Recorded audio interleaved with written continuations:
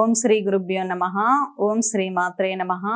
ఈరోజు మనం చాలా మంది ఆడవాళ్ళు ఇంట్లో వాతావరణం ఆహ్లాదకరంగా లేదని, ఇంట్లో చిన్నపిల్లలు చెప్పిన మాట వినడం లేదని, భర్త తన మాట వినడం లేదని ఎక్కువగా ఆలోచిస్తూ దానికోసం రెమెడీస్ కోసం ప్రయత్నం చేస్తూ ఉంటారు.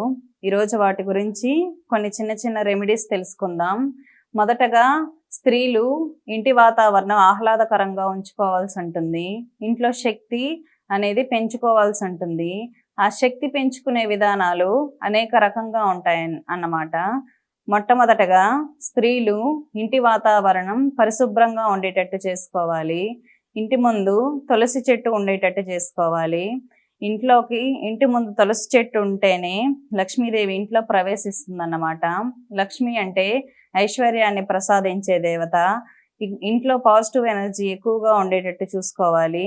లక్ష్మి ఇంట్లోకి రావాలంటే ఇంటి ముందు తులసి చెట్టు ఉండి తులసికి ఆరాధన జరిగే విధంగా ఉంచుకోవాలి. అలాగే ఇంటి గడపకి పసుపు కుంకుమలు పెట్టే ఆచారం చాలా వరకు తగ్గిపోతుంది. పసుపు కుంకుమలు శుక్రవారం కానీ మంగళవారం కానీ కడపకి ధరింపజేసేటట్టు ఉండాలి. కడప కూడా కడప లక్ష్మిగా పూజించడం అనేది జరుగుతుంది. ఇంట్లో పొద్దున సాయంత్రం దీపారాధన ఉండేటట్టు చేసుకోవాలి.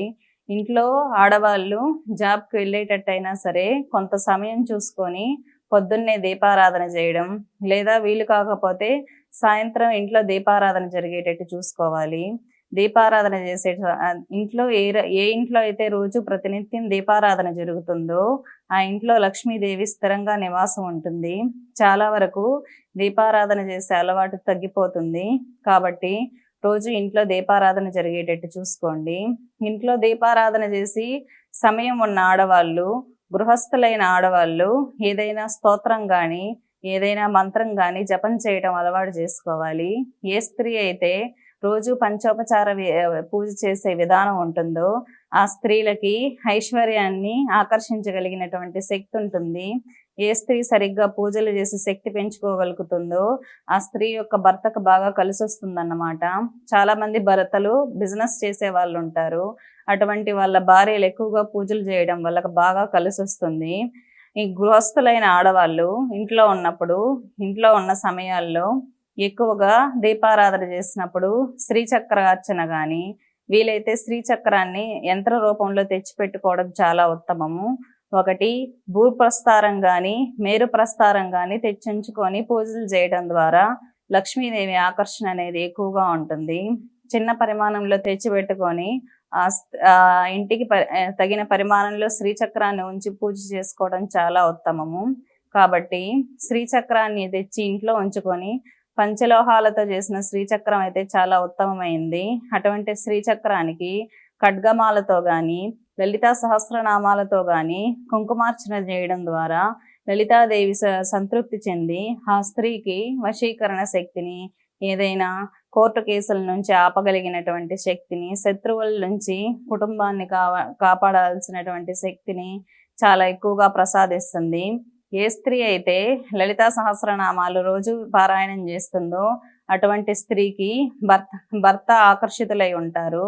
చాలా మంది స్త్రీలు ఈ మధ్య అడిగే విషయం ఏంటంటే మా భర్త మా మాట వినట్లేదు అని అడుగుతూ ఉంటారు. అటువంటి స్త్రీలు లలితా సహస్రనామాలు కుంకుమార్చన చేయడం ద్వారా భర్త భార్యకి ఆకర్షితుడవుతాడన్నమాట. కాబట్టి శ్రీచక్రార్చన, లలితా సహస్రనామాలు అనేది గృహస్థులైన ఆడవాళ్ళు అలవాటు చేసుకోవడం చాలా ఉత్తమమైన ప్రక్రియ. ఏ స్త్రీ అయితే లలితా సహస్రనామాలు ప్రతి నిత్యం పారాయణ చేస్తుందో అటువంటి స్త్రీకి మొహంలో అమ్మవారి ఆకర్షణలు, అమ్మవారి కళలు అనేది ఉత్పత్తి అవ్వడం జరుగుతుంది. మొహం కూడా చాలా కళగా తయారవుతుంది అన్నమాట. కాబట్టి లలితా సహస్రనామాలు అనేది ప్రతి స్త్రీ అలవాటు చేసుకోవడం ద్వారా ఆ ఇంట్లో తన మాట అనేది చెల్లుతుంది. ఈ విధంగా లలితాదేవిని ఆరాధించడం ద్వారా శ్రీ మహాలక్ష్మి యొక్క అనుగ్రహం కూడా చాలా పుష్కలంగా ఉంటుంది. అమ్మవారికి చాలా ఇష్టమైన ప్రక్రియల్లో కుంకుమార్చన ఒకటి. శివుడికి అయితే అభిషేక ప్రియుడు, అమ్మవారు అర్చన ప్రియ, గణపతి ప్రసాద ప్రియుడు అన్నమాట. కాబట్టి ఎవరికి చేయాల్సిన విధానంలో వాళ్ళకు అర్చనలు చేయడం ద్వారా చాలా ఉత్తమ ఫలితాలు అనేది పొందొచ్చు. స్వస్తి.